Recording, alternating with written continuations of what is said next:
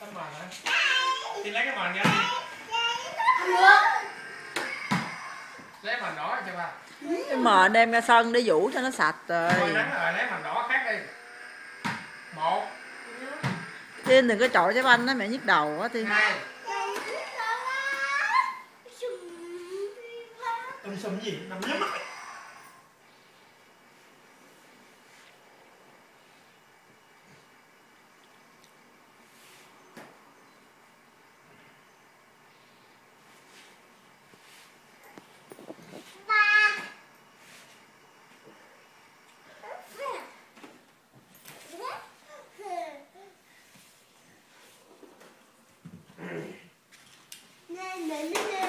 Cái nằm xuống luôn.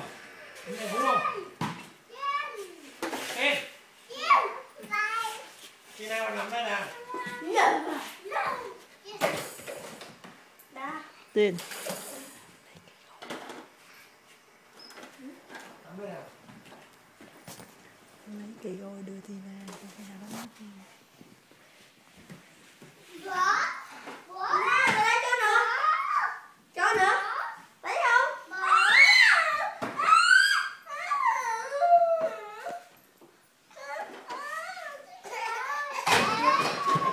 Không sao. Rồi đánh siêu chưa? Đánh lấy một cái banh bỏ này không ba? Ây da. Đau. Không được đâu, đau lắm. Dẹp đi. Mẹ kêu quá. Mẹ mày. Nhưng mắt lại này nó đánh cái gì vậy? Đánh mắt siêu kìa, mắt siêu lì kìa. Thôi.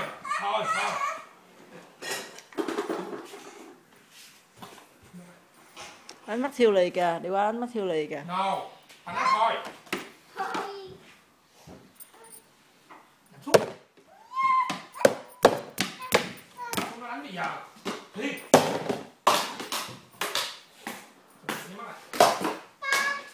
Tina đánh anh hai kìa Tina. Nó nằm xuống nha. Hai đâu rồi? Vô đánh anh ba kìa, anh ba không chịu kìa. Để lên. Nó không còn giờ nằm xuống lại lắm. Đau lắm Tina à, thôi đi.